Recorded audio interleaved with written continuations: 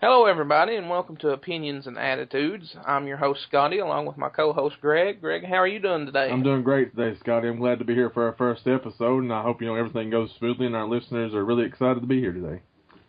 I hope the fans enjoy our show, and they listen to us for a long, long time.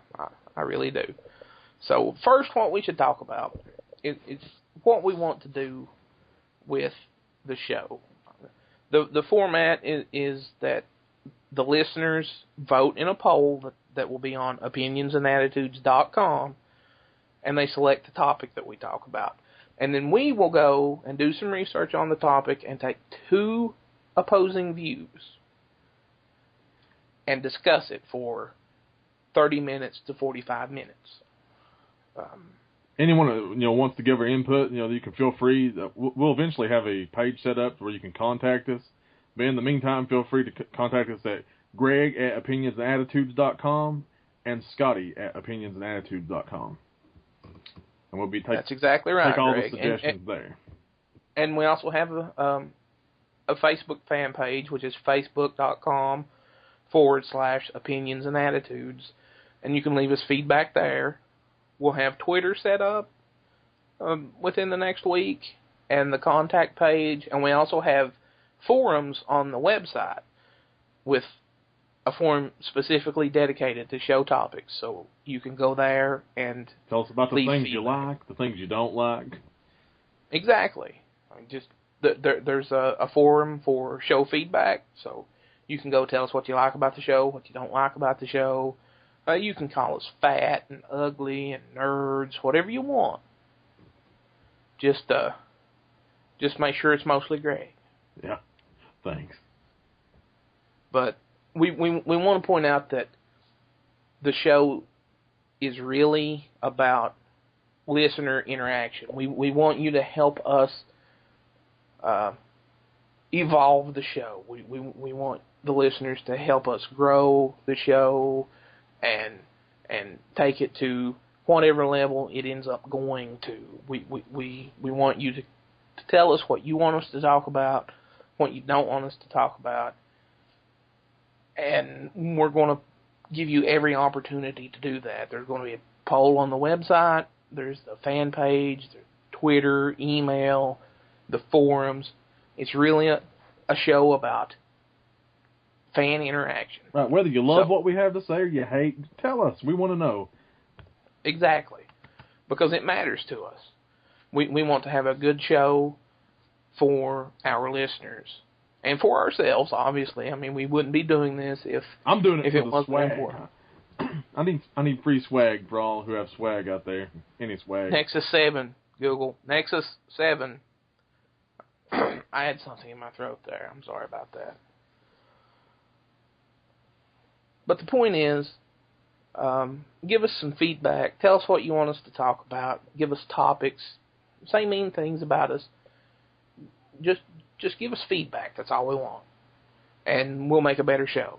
We're learning. This is our first podcast. So there are going to be hiccups, missteps. We're going to do things wrong.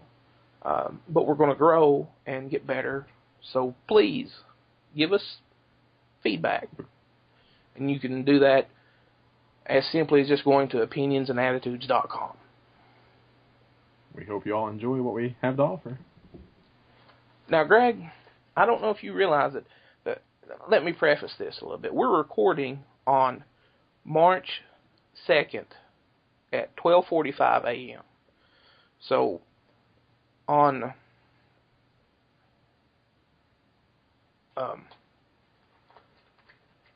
Friday, the 1st, at 11:59, the Sequester began.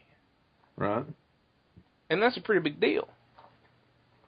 So because it's such a big deal, I have a guest who's going to help us discuss the Sequester. He's a student at the University of Virginia studying public policy and comparative politics. His name's John Hawkins, and I'd like to bring him on the show right now. John, are you there?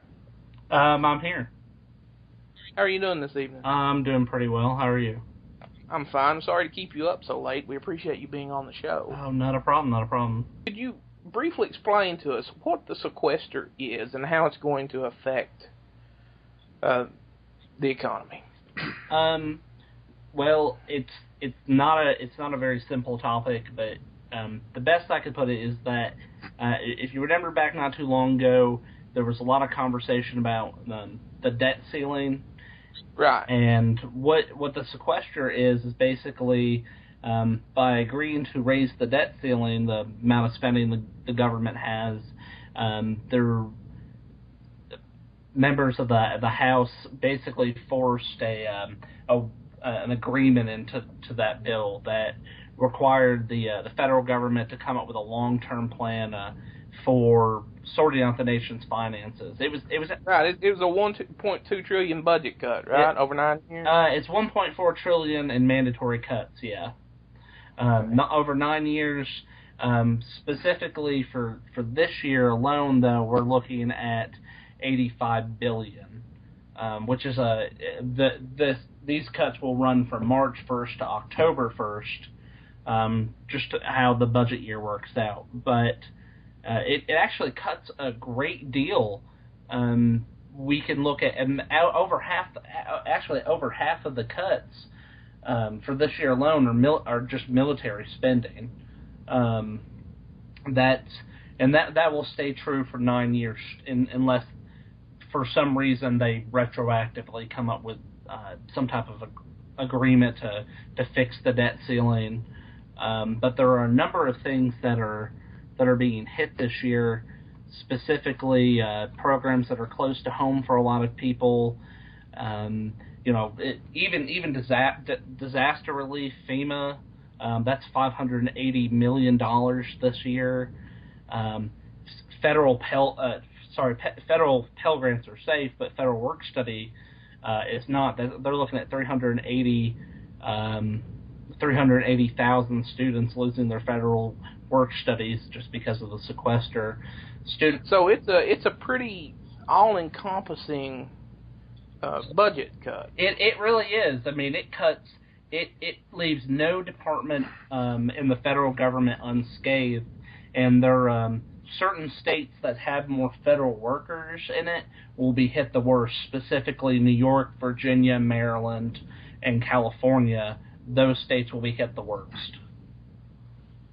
And we should point out, I don't really want to go partisan here, but it was the Republicans that demanded these cuts being included in the legislation, right? Yeah, specifically Speaker Boehner from Ohio and the majority leader in the House, Eric Cantor from Virginia, and actually Mitch McConnell in the Senate was a big Mitch McConnell from Kentucky.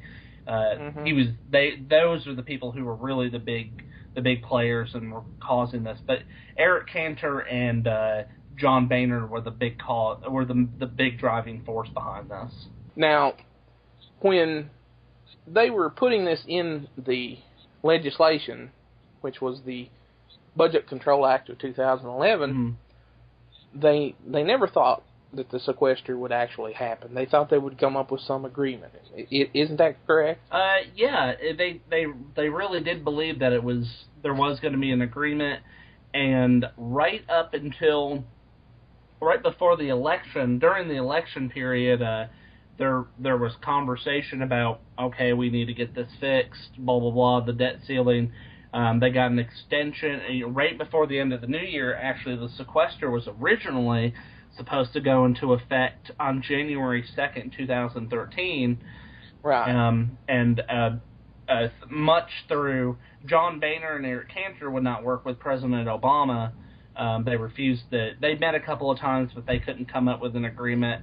And it was actually Vice President Joe Biden, Harry Reid, and Mitch McConnell who came up with this extension until March. And we should point out, we're not bashing the Republicans. These are just the facts of the situation. Like, our personal political point of view is not the issue here. We're just regurgitating the facts as they are out there.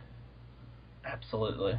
Now, between that period, though, in January through March, just until yesterday, both sides, both Republicans and Democrats, did put forth bills out of the Senate and the House to stave off the sequester, but it didn't work. And there was even the talk of President Obama doing the reverting to the nuclear option.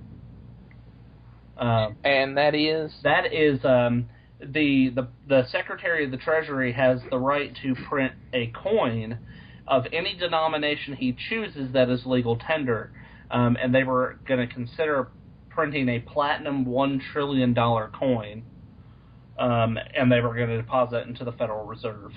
Oh wow! Yeah, I didn't know that. You know, I've read a little on this, but I didn't know that part. Yeah, it never came. It never came about. It would have been an executive order and within the right of the presidency, but it never happened.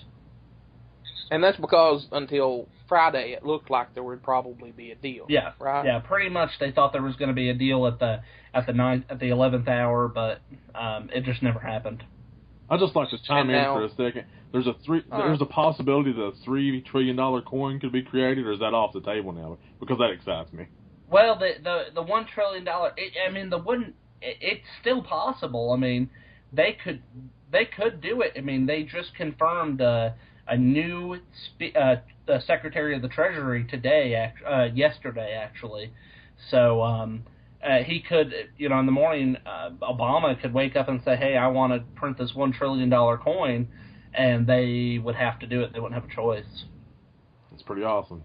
Yeah, that gives us some insight into the economic power of the government. Yeah, it's the most important pocket change you'll ever have. Oh, I would like to have that pocket change. I'm not gonna lie, but one thing we need to discuss is that the sequester is not going to affect some programs like Social Security, Medicare, and Medicaid, because there's been a lot of talk in the media that a lot of fear mongering that people on Social Security are not going to be receiving their checks and things of that nature, and that's just not going to happen. Right. Medicaid. I actually have a small list here of some programs that won't be hit. Medicaid, Medicare Part D, Medicaid, Medicare payments to states. Food stamps, also known as supplementary nutrition, will be hit by 8 million. Pell Grants won't be. Veterans Affairs won't be. But yeah, salary and benefits for members of Congress and the president won't be. That's always the case, though. Yeah. Well, they're always going to get paid. But pretty much those programs, which are the most, I guess, what they consider to be the most vital programs, grants to airports, those won't be hit. But pretty much everything else is on the table. And the military has been making a big deal out of the sequester. Oh, and the budget cut. Absolutely. Actually, the Department of Defense, starting Monday, employees in the Department of Defense will only be allowed to work 4 days a week. And there are going to be some furloughs too. Yeah. There's going to be a lot of furloughs. It's the Department of Energy the same way. So it's going to be hit hard because half of it is going to be military spending, and half of it's going to be domestic programs. Now, if you could, and I know this isn't really your speciality, but if you could speak briefly about what you think the economic repercussions of the sequester could be, I think the fans would like to hear your thoughts on that. I would definitely say, by looking at the amount of cuts for this year alone, I would say mostly starting around maybe late May or June, you're going to start seeing an impact to the economy and the spending power of the low-income brackets and the middle class. And this is also going to stifle job growth. Right, and that's a big issue in an economy where it hovers around 8% unemployment. Right. So. I mean, this is going to be, it's going to affect a lot of people, and unfortunately,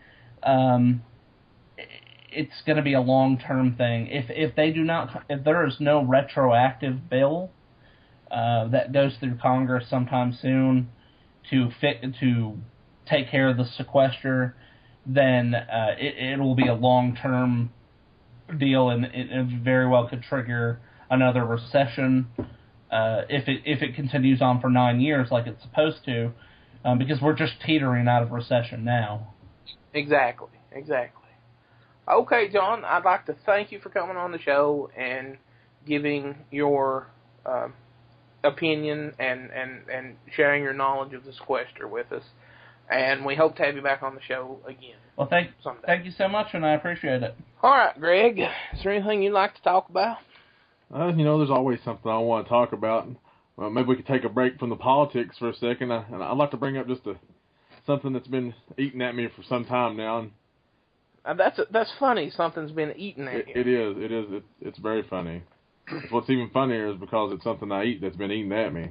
Try to wrap your head around that. Are you sick? Is that what you're saying? Do you have a tapeworm? No.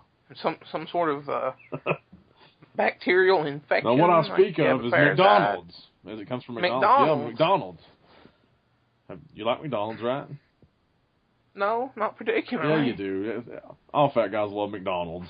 Look, I'm a fat guy. We're both I fat don't guys. care for McDonald's, and one of us may be lying to ourselves, so I don't know which one that is at this point. I'm not going to point fingers. You're not going to pontificate? But what I'm talking about is the McDonald's Fish McBites. Have you had the Fish McBites, Scotty? I have not. I do not frequent McDonald's, sir. Well, I normally don't even eat the fish at McDonald's, but for some reason I felt compelled to buy these Fish McBites. And, after I eat them, they're not that great. And so I begin to wonder, why does McDonald's even decide that, Fish McBites is going to be a great idea when they had to lower the price of their fish sandwich to $1? What do you think? Right, and they have specials on their fish sandwich all the time, like you can get 3 for $1, stuff like that. So right. They're always doing promotions on the fish. I just can't wrap my head around who made the executive decision to sell more fish when fish wasn't selling in the beginning. Maybe they thought if they put the muck on the name there, it would sell. Yeah, I just don't know what kind of people McDonald's has working for them. I also seen that they're selling it with the Shamrock Shake, which I'm not familiar with at all. Do you have any clues? The Shamrock Shake. Yeah, it's a Shamrock Shake. I don't know whether it's have grass in it. I'm not for sure what's going on. But apparently it goes well with Fish McBites because they sell a combo and they give you some fries and a 2-liter Mountain Dew. I should mention that when I do eat at McDonald's, it's usually off the dollar menu. What's the price of these McBites? Well, the McBites, when I purchased them, were only $1. There's a good chance I was drawn to them for their promotional price because I'm never buying them again. Right. But I'm just a little upset with McDonald's choice to, make a new item, but making an item that wasn't selling before only in mini bites. I'll never be able to wrap my head around it. And we know, as a fat man, this infuriates you. It does. The sequester, that's bad news. Fish McBites, I don't even want to get started on. It's just worse for you, is. Greg. Who cares about the sequester? Damn those Fish McBites. I'd rather have McRib McBites. Now, just imagine that for a second. I don't even know what the McRib is. Nobody does. They just come and get it every time it comes out. I'm pretty sure it's people. People? McPeople? I'm pretty sure. How about a little McHuman? They can't call it that, so they call it the McRib. But yeah, I don't know. I'm like, there's several places that sell fish sandwiches. Me and you had talked about this once before. Right. But nobody really gets the fish sandwich out there to anybody. I've never been out with anybody and they're like, hey, I want a fish sandwich. Like, this place, they sell the best fish sandwiches.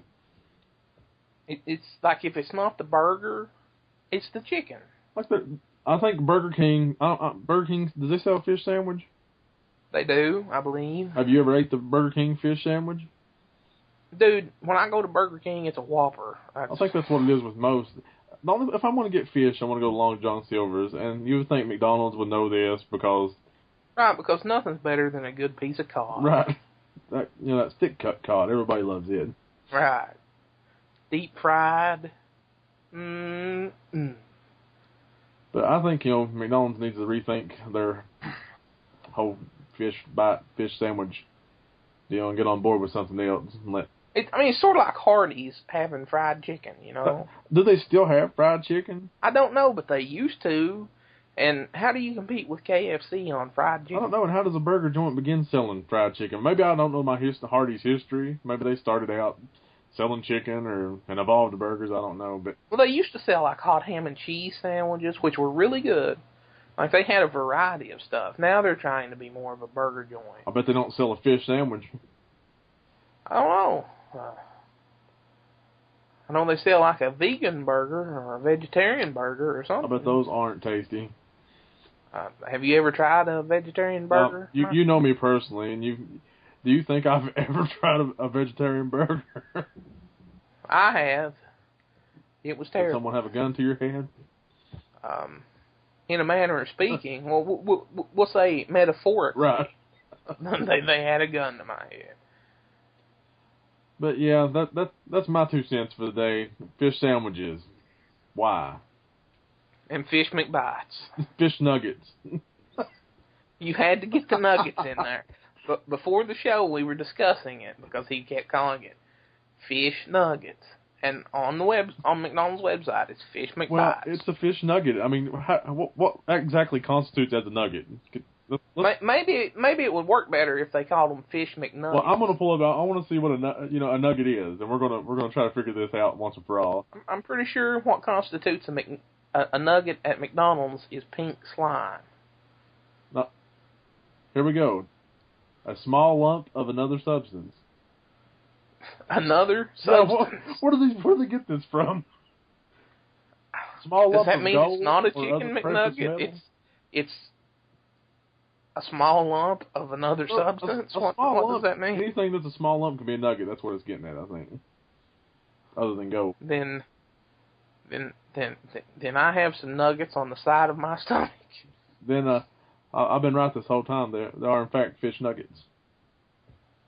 They're not fish McBites? Technically they are, but they're also fish nuggets. It doesn't matter what they technically are. It matters what McDonald's calls them. But yeah, that's about all I can say about fish nuggets today. I mean, fish McBites. But if you have anything else you'd like to say about fish McBites, feel free to. I'd just like to point out that Long John Silver's makes the best fish. And those are my closing comments on the matter. Yeah, but you can't buy fish nuggets there.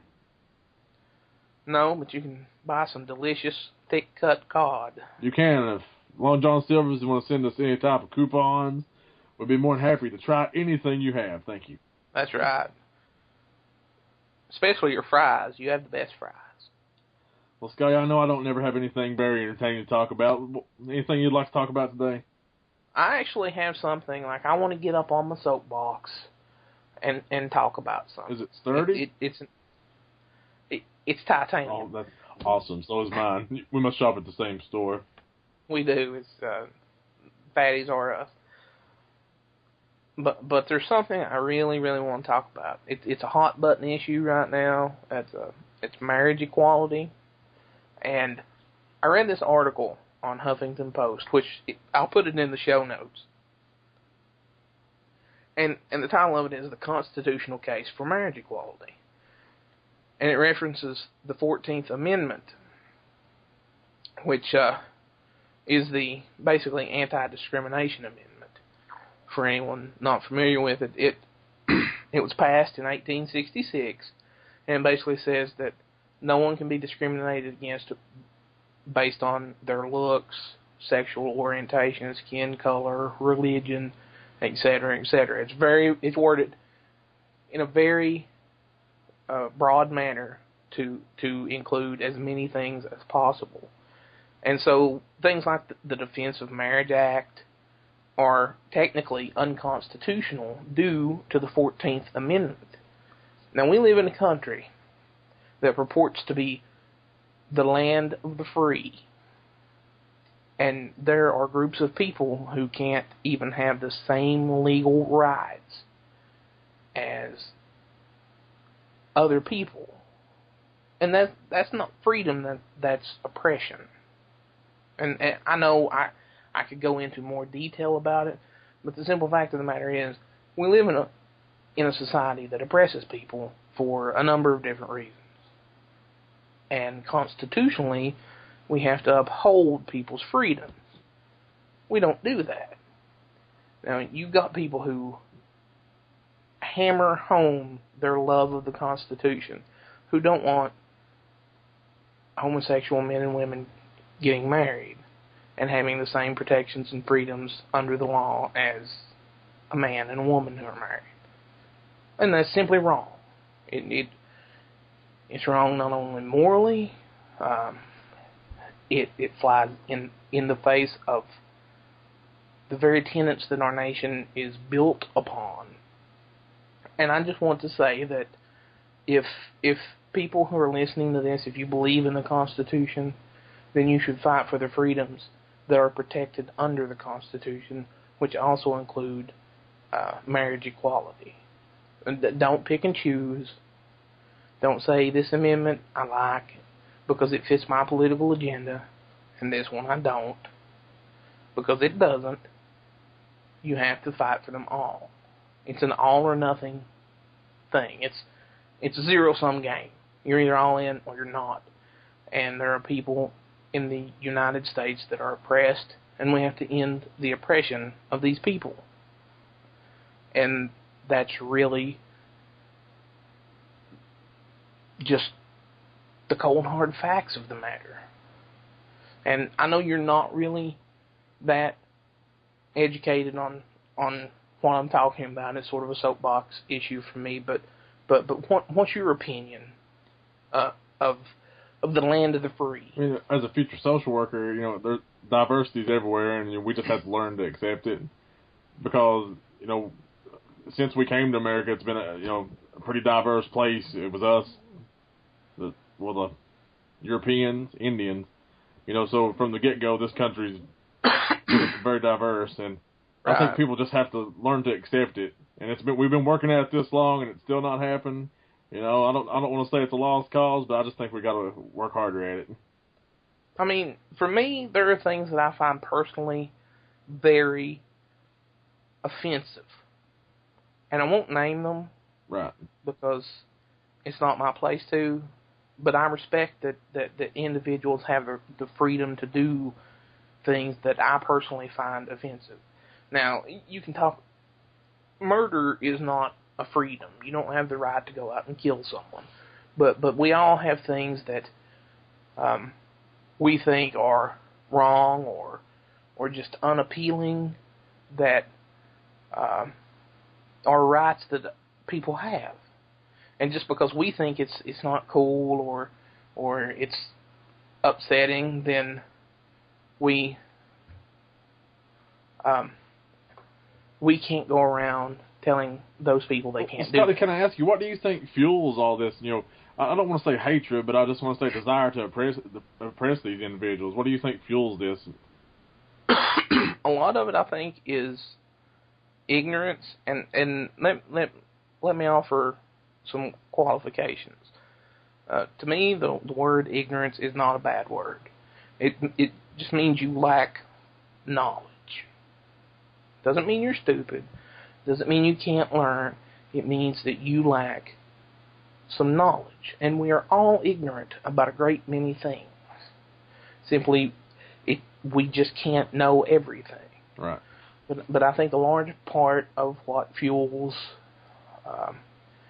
any sort of oppression and discrimination is ignorance, in the sense that people don't know or understand the people they're discriminating against. If you look at slavery, blacks were largely seen during the years of slavery as subhumans, as less than people. which is an ignorant point of view, in that it's not an educated point of view. And everywhere you look, all types of discrimination against fat people, for example, because we're fat. People make fun of us, right? No, I'm sure we get the occasional stare. I know I do. Well, they think that they have this stereotypical point of view that's an ignorant point of view, and that's everywhere. And you and I have ignorant points of view about things too. Yeah, tons of things. But discrimination and depression comes in a free society like the United States from a place of ignorance, I believe. No, I completely agree with you. I think everybody, you mentioned that ignorance comes from lack of education. This isn't something you need a college education for. This is just something you got to be open-minded about. You can be educated, by your dad, by your brother, by just by the experience itself. If you just open your mind up. Some of the most intelligent people I know didn't graduate from high school. So when I talk about ignorance and education, I don't mean in traditional methods. Especially with the internet now, there are all sorts of methods for people to educate themselves about numerous things. So I don't want people to take offense when I use the word ignorance. I don't mean it in a bad way, because we're all ignorant about things, and that's just a fact of our existence. Like, I'm ignorant of complex mathematics. Like, I can do some algebra, can't do calculus. I don't know anything about calculus. I'm ignorant of calculus. Now, Greg, we've talked about two really, really deep and important things, and you got your McBites in there. What was the other one? I know McBites was one, and what was the other? What, the deep, important things? Okay, so we talked about one important thing, which was the McBites. Now, I want to talk about something that's personally kind of, it's not really a big deal, but it's kind of just comical to me. And we all know that J.J. Abrams has directed 2 Star Trek movies. Mm-hmm. The 2009 one and the one that's about to come out. And that he signed to direct the new... unfamiliar with J.J. Abrams, which is 3 people in North Dakota, tell them a little bit about J.J. Abrams and why we love J.J. Abrams. Well, J.J. is sort of a sci-fi geek god, because he's directed all these really wonderful sci-fi movies, and he did Lost, which you and I personally love Lost. Right. I can't think of anyone who's watched it that doesn't love it. I know a couple of people. And he did Fringe, and he's got Revolution on NBC and Person of Interest on CBS. So he's really a sci-fi titan. And he's going to be directing the new Star Wars movie. He just signed last month to direct it. William Shatner, who played Captain Kirk on Star Trek, the original series, and 7 of the movies, did an interview on Valentine's Day. And this is what he said about J.J. Abrams. He said he's being a pig. He's collecting the 2 franchises and holding them close to his vest. And says, he continued, he's probably the most talented director of that ilk that we have, but he's gone too far this time. Now, everybody who knows me knows I'm a big William Shatner fan. Love Captain Kirk. He threw a fit when Star Trek came out in 2009 because Leonard Nimoy was in it and he wasn't. It's because he couldn't get a role. Well, Captain Kirk died in Star Trek Generations.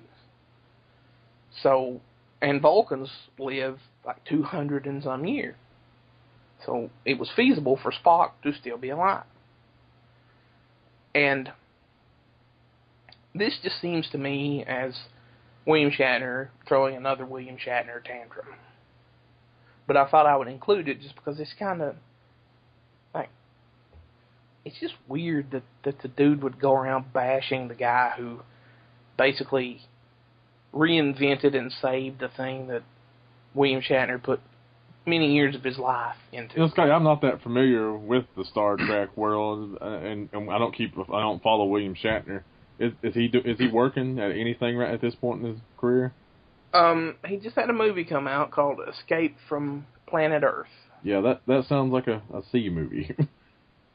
Well, I mean, it's an animated movie, okay. So he's not broke. No, I mean, there are rumors that he made like $300 billion off Priceline because they gave him stock back when he started doing his commercials for them. And they killed him off in the commercials, but I seem to see him in every commercial now. What? They brought him back. The negotiator's back. Oh, so he was resurrected. Right. They did a Vulcan mind meld and brought him back. It's awesome. But, why does he have to be like that? Why does he have to go around dissing J.J. Abrams? Is it just... I mean, you may not be familiar with this, but William Shatner's known as being kind of an asshole. He seems really into himself. Right. George Takei, who played Sulu on Star Trek, has had a long-running feud with William Shatner, and several other of the original series cast members weren't keen on him, we'll just say. So he's got a history of just kind of going around trying to basically promote himself as much as he can. And as much as I like him, I'm really getting tired of him always bashing people. Like the last Star Trek movie, it was awesome. I loved it. I have friends who didn't like it. And if they listen, I'm sorry you didn't like the movie. I did. Big deal. But, I mean, JJ's going to direct Star Wars. I think he'll do a great job. I don't think that he's going to go over there and take over Star Wars. If you look at it, most of the movies were directed by different directors. The only person to direct more than one Star Wars movie was George Lucas, and he's no longer a part of it. And I think what they'll do is they'll have JJ direct Episode 7, and then they'll select someone else to direct Episode 8. How is J.J. Abrams going to incorporate a polar bear and time travel into this? The smoke monster. The smoke monster. Okay. Right.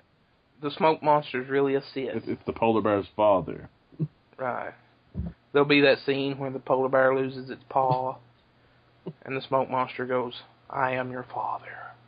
I can see that. Now, before we go to our topic, which is a geeky topic, I'd like to give you another opportunity to talk about something that's important to you.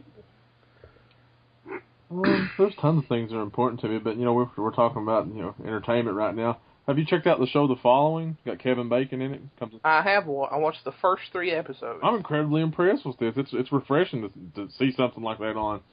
It's a really interesting show. I really like Kevin Bacon in it, and it takes a cool twist on Edgar Allan Poe too. They use a lot of reference a lot of the stuff from it. It's just awesome. It does, and the villain's really interesting. And I can see how dynamic this story is getting. It's getting ready to take off. I mean, I'm on the 4th episode. Is there 4 episodes? Yeah. But I mean, it's just. I think there might be 5 now, but. But I don't want to spoil it for anybody. But if you got Hulu, it's on Hulu. Check it out. Those of you DVR'd it and not watched it yet, check it out. Because it's a well done show. It's done by the guy who wrote the Scream movies for Wes Craven. And those movies in their time, they were really great movies. I know they made like several sequels afterwards. So I'm not as... But the first one is still, it is. If you watch it, it's a great slasher. It's a classic. It is. The other ones, sequels oftentimes take that where it's just diminishing returns, and that sort of happened. But the first one is a classic. For those of you not familiar at all with the show, I'll give you a little bit about it. It's Kevin Bacon. He is a retired, or would you call him a retired FBI agent? He's on disability because he got injured on the job. Right. And he had arrested a serial killer. There's no way I can say it and not make it boring. He's a really Hannibal Lecter-esque style serial killer. Like there's this really creepy intellectual. Yeah, and he's at the point now he's so into it that he doesn't even have to be the one killing these people. Like he just enjoys it from afar. And if you check out the first episode, you know it'll all start to unfold for you, and you'll be hooked, and you can't wait for Monday at 8 or 9 on Fox, whenever, to watch it. But and it's doing really well too. It's one of the biggest shows of new shows of the season. So it's I think it got renewed for season 2. That's really big though, because I feel Bones. I don't know if you're familiar with Bones, but I feel it. You know, it's losing steam, and I don't see it staying on the network much longer. I know people love it, but it seems like it's been around for 8 years though. It's had a good run. Shows that stick around that long tend to start when you produce that many episodes. Like I could see a show lasting 14 or 15 seasons, doing 13 episodes a season. But when you're talking 22 to 24 episodes a season, it's just hard to maintain quality. The same thing happened with House. Season 7, it sort of just jumped the rail. Yeah, I was really disappointed with the last season, but you know, I didn't even watch it. You should watch it. It's a good ending. That's it, though. I'll get around to it. But, Scottye, that's all I had to say. Just if you have anything else, feel free to talk about it, or we can get on to discovering the long-awaited secrets of the universe. I think we should discover the secrets of the universe. That question that everyone's been wondering. Everyone. Apparently, it was a big deal because it went up against a pretty big social issue, and it tied with it. So let's just point out we did flip a coin to decide what issue won. We didn't want, we had no other way to be fair. So right, we flipped a coin. The other issue was gun violence. So let us stress next time: vote. It doesn't matter, even if you don't plan on listening, vote. Because somebody we may say something, you may want to come listen. You never know. Exactly. And we were happy that all the people who voted. And we really appreciate the support from those who've added this on the Facebook fan page. We hope to get the website up so you can come check us out on there. Right. Well, the website's up. It's just not fully functional yet. And we're working on it. I've been working hard on the website and the Facebook Doing a great page. job, my dad. I appreciate that.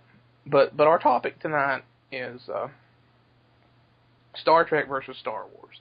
And we should preface that this segment of the show is where Greg and I will take opposing viewpoints. Even if that's not what we believe, we're going to take opposing viewpoints and do a point-counterpoint system of debate for anywhere from 30 to 45 minutes.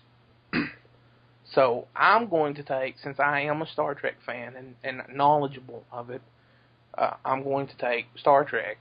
And Greg is more of a Star Wars fan, so he's going to take Star Wars.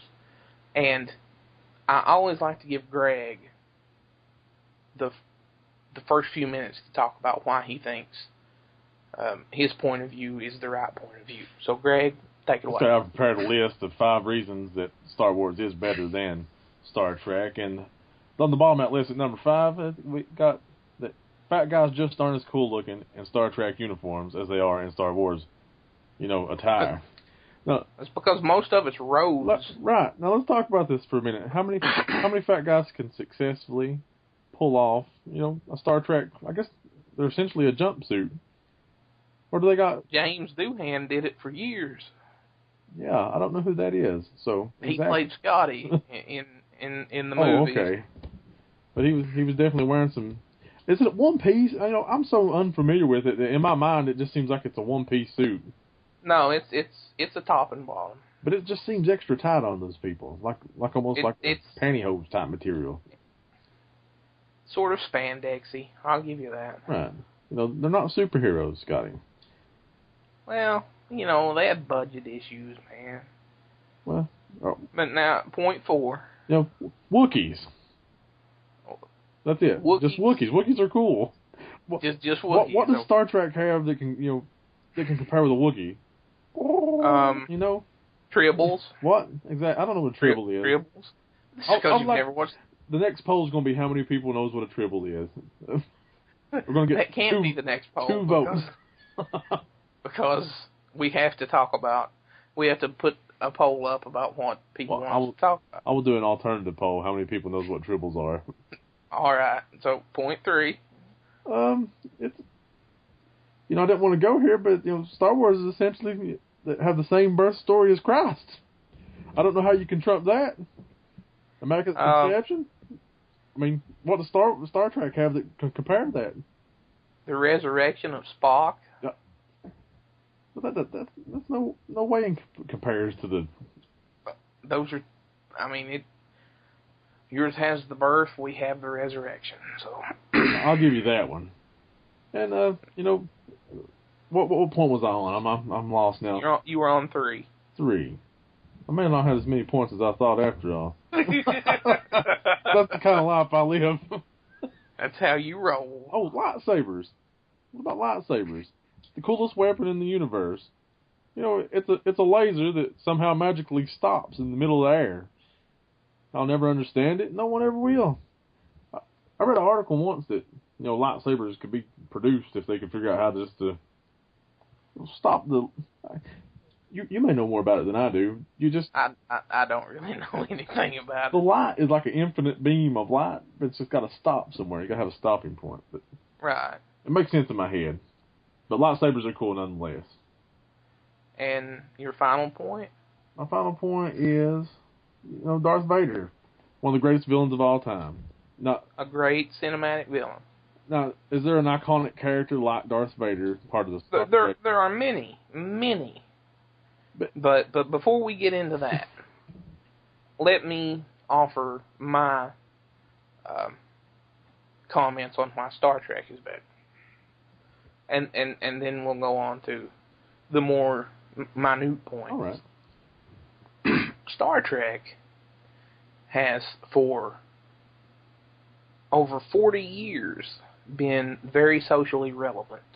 It's made incredible social commentaries and pointing out contradictions in our society. I can think of an example. We were talking about discrimination earlier. There was an episode of the original series where they went to this planet and there were these 2 species that hated each other. And the only difference between them was each person in each species had one half of their body was completely black and the other half was white. And the only difference was the orientation of the coloring. Like some people had black on the left side and white on the right side, and other people had the reverse. And they hated each other over it. The silliest thing. And it was a really compelling social commentary on race relations at the time. And that's not the only point. So did they always try to keep it current with the current topics along with what's happening in the real world? Not all the time. I mean, there were episodes where they did that, but it was also an adventure show. Right. So they just had straight adventures sometimes. Now you're talking about this is when did this all kick off? 60s? Yeah, Star Trek started in 1966. I've also heard that. Have you heard that Lucille Ball had something to do with saving Star Trek at one point? I haven't heard that. We need to look into that because I heard that she gave some money for it and she had some kind of a production credit of some type in the early episodes. I'll look into that. But another point I want to make is that Star Trek is a medium for people to tell great stories. There have been some truly great stories told over Star Trek, and Star Wars is a valid point. It's a valid point to make for Star Wars as well. So I sort of think like on these 2 opposing views were kind of tied. I'm gonna have to disagree. Only because I'm not familiar with Star Trek. You could just be telling me just something random, and I don't know if that's true or not. Because I know you're familiar with both, and You've tried to get me to watch Star Trek before, and I watched a few episodes, but just can't dive into it like I do everything else. Well, I understand that. We're talking about something subjective. Ultimately, it's going to come down to personal preference, but I'm going to give you the reasons that I think it's better. All right. And here's another reason. Our prequel didn't suck. Well, not all of ours did. 2 of them did. Well, it was a different time, and people they had such high expectations of what this was. When we know, and the worst, I hate prequels. I hate prequels just because we already know how the story ends.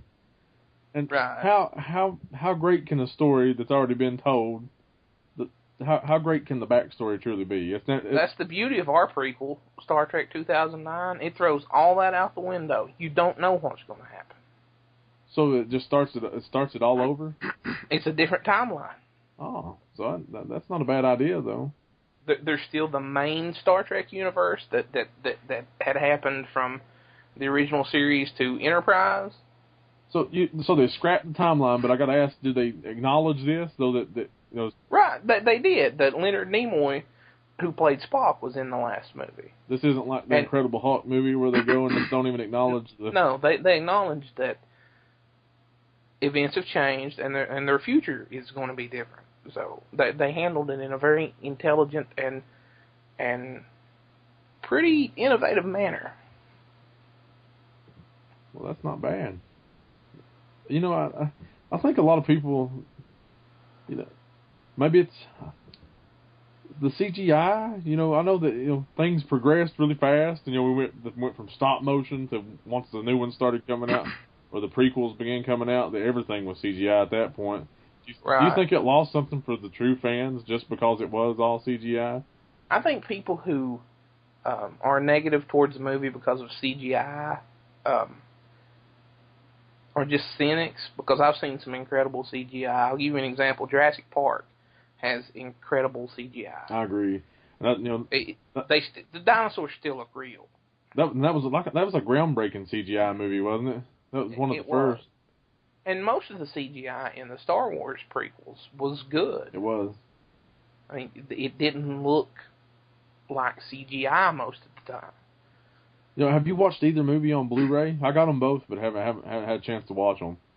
I haven't watched them on Blu-ray. But they say Jurassic Park is amazing on Blu-ray, and they say that even the CGI holds up there. I'm sure they remastered it, but I'm sure they did. But there's only so much they can do right. with that. They still have to go by the source. But those who complain about CGI, I don't see it. And I think I mean, I've seen movies with terrible CGI. But just Abraham Lincoln Vampire Hunter, terrible CGI. Yeah. Terrible. I don't think it was horrible, but that's for another day. The CGI was bad. I watched it in 3D. It wasn't horrible. For those of you who like Abraham Lincoln and love vampires, check it out. Or read the book. I hear the book's great. I haven't read it. But you do love Star Wars. I know you do. And it's not like... I'm a big Star Wars fan. I've read several of the novels. I've played several of the games. I love Star Wars. But I do love Star Trek more. So do you consider yourself a Trekkie? I don't really... I consider myself a fan of science fiction because I love Star Trek, Star Wars. I love Doctor Who, Battlestar Galactica. I just love the genre. There's so much to just love about it. Right. But if you had to pin me down, you could get me to say that I'm a Trekkie. So what do they call the people that are Trekkies but Star Wars? You know what I'm trying to say. What do those folks call themselves? Beats me. They should call themselves Star Warriors. I guess they call themselves Jawas. I'm going to be a Star Warrior. A Star Warrior? Start your own convention. Maybe you can get George Lucas to show up. Or at least get a free trip to Disney. Did you hear that, Disney? We need free trips to Disney. Star Wars, woo! We love Star Wars. 2015, Opinions and attitudes. Our address. I do love Star Wars. I also like Babylon 5. I know I'm probably the only person that knows what that is. I know what it is. I couldn't get into it, but I wasn't even into Doctor Who until you suggested it. Now I love it. I can't think of my life without Doctor Who. Doctor Who is awesome, but we're debating whether Star Trek is better than Star Wars or Star Wars is better than Star Trek. So, go ahead. No, I'll let you go. No, I lost my train of thought. You can go ahead. I was just going to say that there are a lot of philosophical implications to the stories in Star Trek. Such as?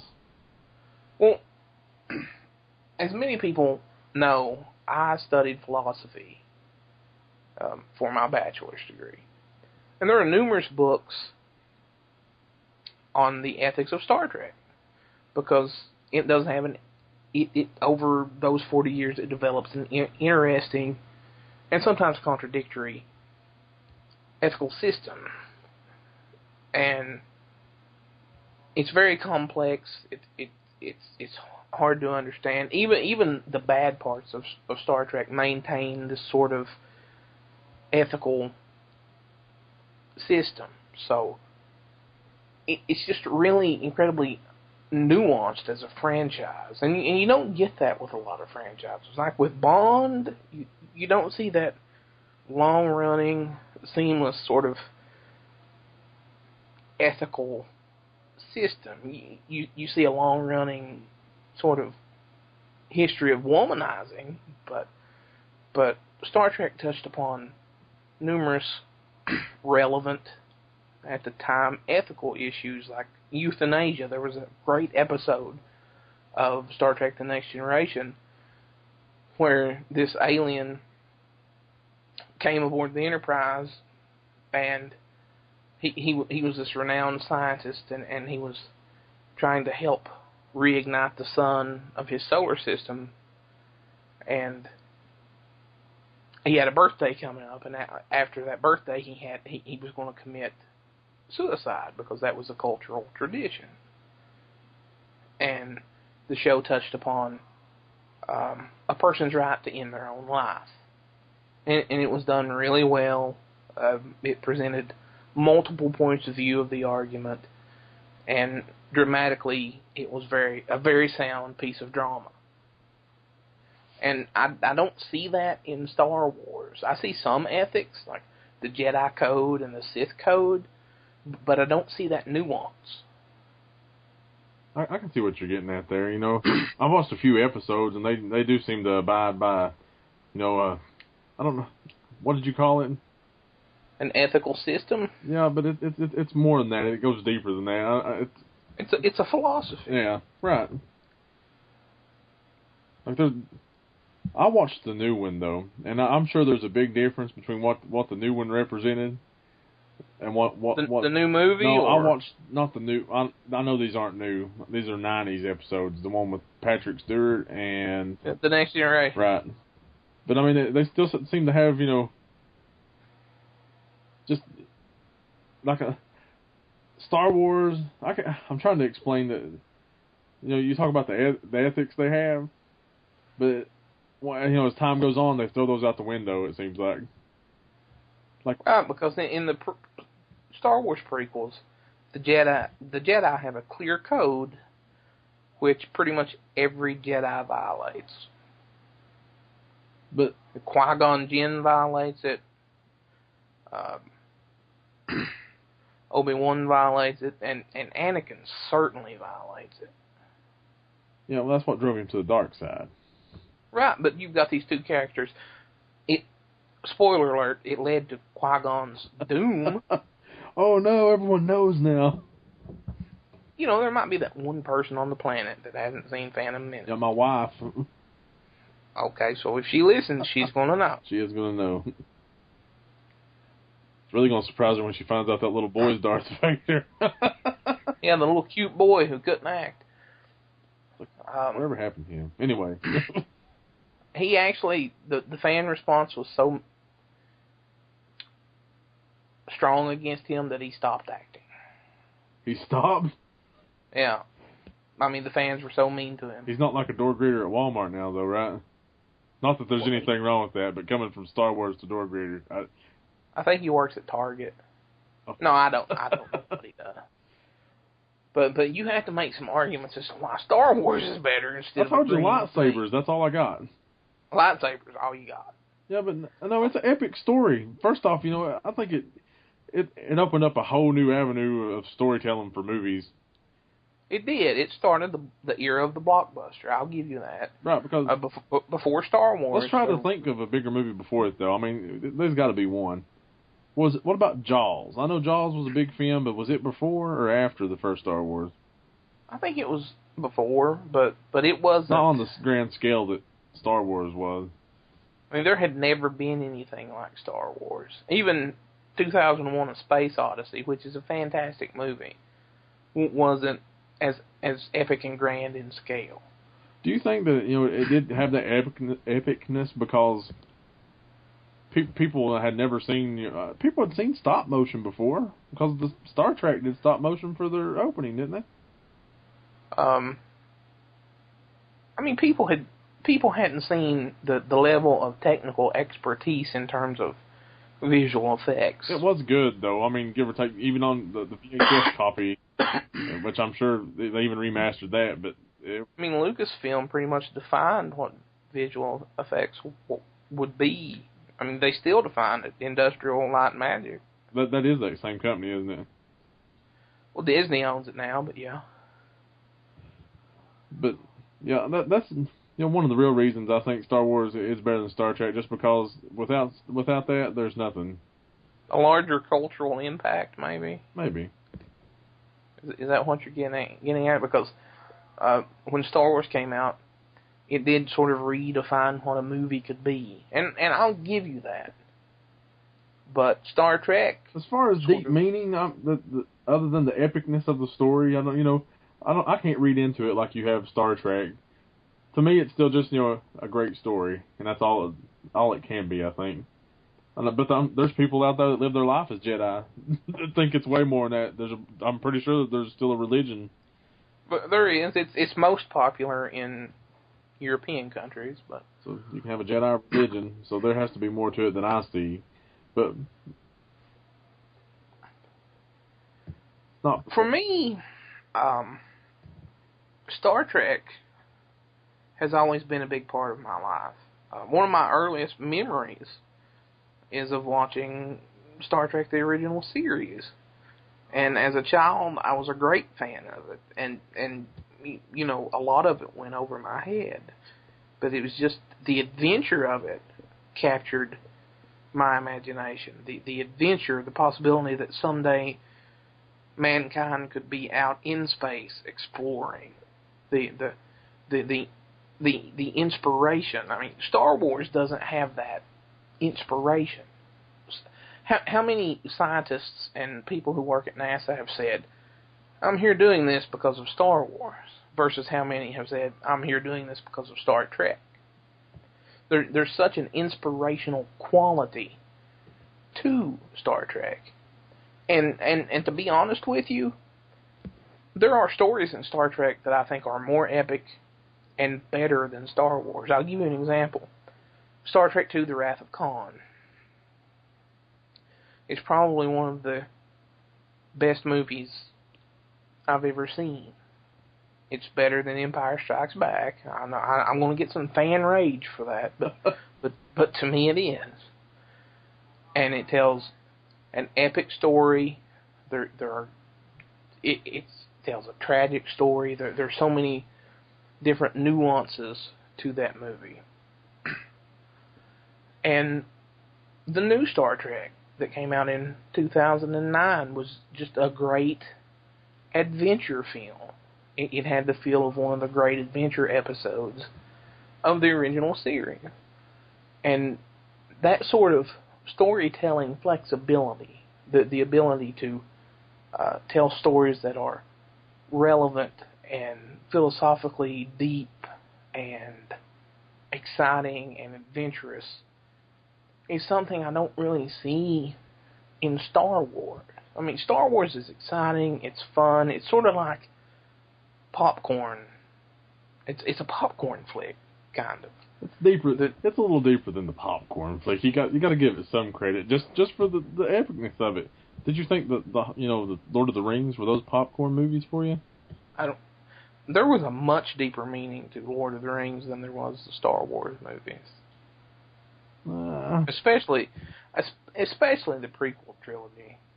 What, The Hobbit you're talking about? No, the prequel. Oh, you're talking about Star Wars. Okay. I mean, there are some really interesting stories to be told in the Star Wars universe. I love the Old Republic and the Knights of the Old Republic games. I've read the Darth Bane trilogy. It's fantastic. These are fun reads. But in terms of just depth and flexibility of storytelling, I've got to give it to Star Trek. I just think, your childhood connection to that is what, I think you can see. You think I'm naturally biased? You are, because I'll be honest with you, I didn't watch any Star Wars. I'd seen it like on television here and there, but never really watched it until 1997. I was a senior in high school before I watched the original Star Wars. Yes, folks, we're old. But, as soon as I watched it, I found a connection with it, and I'm like, this is just the greatest story ever. Like, nothing's ever going to get any better than that. Then, I guess, when did the Phantom Menace come out? 99. So it was 2 years later that all this started, everything else started happening. I'm like, wait a minute, this is really going down. And, I was always excited for the new movie coming out. I was too. I saw them all in the theater, so. Well, I didn't sit and nitpick about everything. And who was it? What's the character's name? Gee. Jar Jar. Jar Jar. What's the big deal? I mean, I hate Jar Jar. They had Ewoks for the kids in the first couple movies. I hate the Ewoks. Why do you hate everybody loves Ewoks. If you know Star Wars. Not me. If I was in the Star Wars universe, I would be Hitler to the Ewoks. Kill a whole race of Ewoks. I sure would. I never liked them. They were the worst part of that movie. Great. Now we're not getting no Star Wars swag because you hate Ewoks. Sorry, George. That and Jar Jar. Ewoks are sort of scary after you get looking at them, though. They look sort of like bipedal Yorkshire Terriers. Did you say Yorkshire Terrier? I did. That's funny.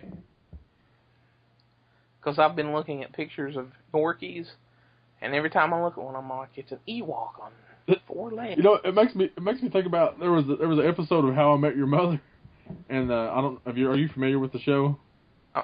I know of it. I've never watched it.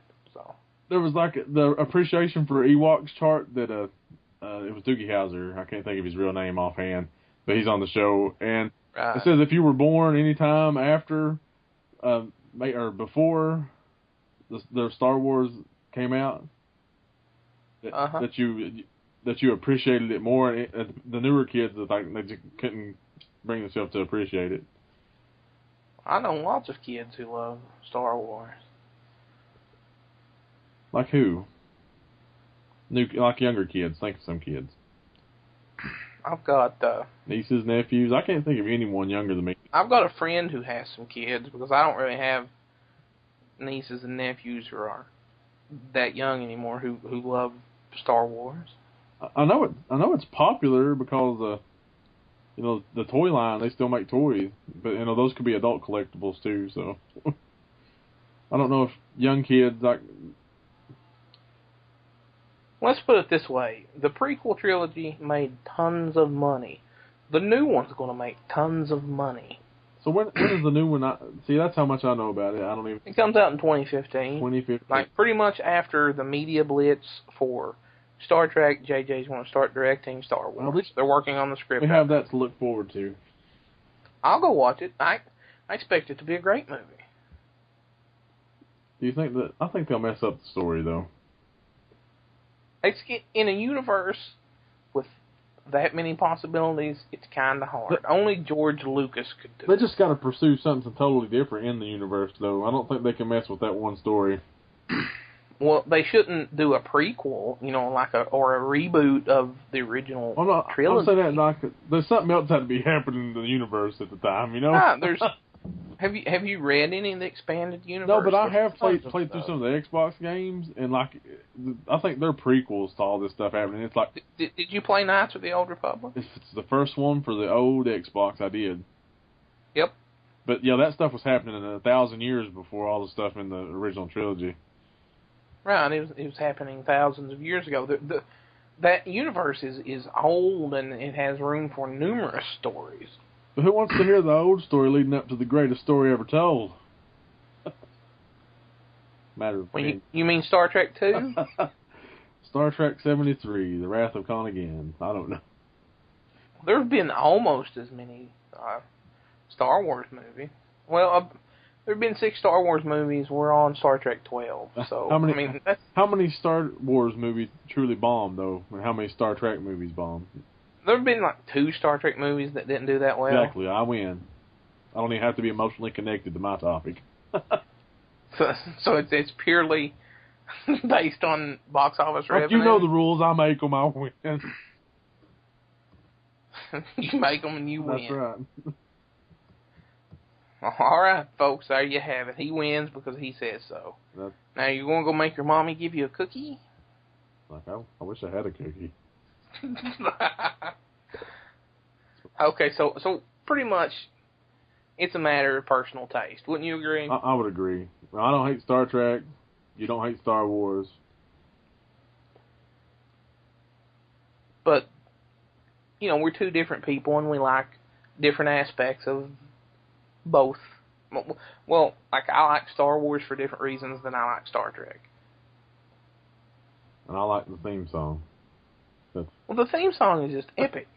Both are, though, because I could probably hum you the theme to Star Trek, too. They are. I mean, it's like the theme from Battlestar Galactica. It's epic, too. I know not as many people know it, but it's got that quality, too. That's another great show you sort of turned me on to. I really like it. It's a great show. Now, before we end this thing, let's go ahead and tell everybody how they can contact us again, so they can give us feedback on the show, what they like, what they didn't like. Well, as it stands right now, the only thing you can do to get to us before you create a contact page, you can still go and does our forum button work on the website? Right, the forum's up. So you can go to the forum on our website, www.opinionsandattitudes.com. Post whatever you want there. I'm pretty sure if you sign up, it'll let you even make a topic. Is that right? Right, you can make your own topics within the forums. Right. Like, there are only 2 forums, but you can make a topic. Feel free to do that, or if you want to get in touch with me, Greg, that's Greg at opinionsandattitudes.com, or you can get a hold of Scottye at Scottye at opinionsandattitudes.com. But feel free and you can go to the Facebook page, which is facebook.com/opinionsandattitudes. Yeah, we're always on Facebook, so you can hit us up there if you want to say something, talk to us, say hi, say you hate us, just whatever you want to talk to us. Say we're fat and ugly, we smell funny, you can say whatever you want. We don't care. And we're going to have Twitter up and running soon. I've been swamped learning how to do all this, so I haven't gotten around to Twitter. And I'll put up a contact page, so it'll be easier for everyone to email us. And just contact us. We'll have a new poll up. Because we want our site and we want our Facebook to be as interactive with the listeners as possible. You know, because without your feedback and without your opinions, you know, we're not going to know what to change or, you know, what you would like to see. So just right, we won't be able to grow. The show won't be able to evolve without you. We need listener interaction. And we appreciate you dealing with our rocky start because, you know, you got to start somewhere, and I'm glad you was with us for this one. So right, this is the first episode. It's only going to go up from here. We're only going to get better. We're going to have different topics. I've got guests lined up to talk about different topics. And just listen to the show, interact with us, tell us what segments you like, what segments you don't like. Just give us some feedback because we're here. We're 2 guys putting ourselves out there, and this is something we're really, really new at. First podcast ever, and we just would appreciate you helping us grow as podcasters. And we hope you take the time each week to listen to what we have to say. You may not like it, and you probably won't like it, but, Well, let's not say that. I mean, we don't know what our audience is just yet. We hope they like it. Come on, dude. I talked about fish nuggets for 15 minutes. And that was actually, to me, a very entertaining segment. I hope everybody goes out and tries fish nuggets. Get back to me. Tell us what your opinions of McDonald's fish McBites are. Well, maybe I want to rephrase it. It's not that you won't like what we have to say. You may not agree with what we had to say. Is that a little better? That's better. They don't have to agree with us. We're giving our opinion on a topic that they choose. But we do appreciate you listening. And we hope y'all join us next week when we have episode 2. We don't know what the topic is yet, but the poll will be up on the website. That's opinionsанdattitudes.com. Thank you all for listening, and have a great week. Goodbye, interweb.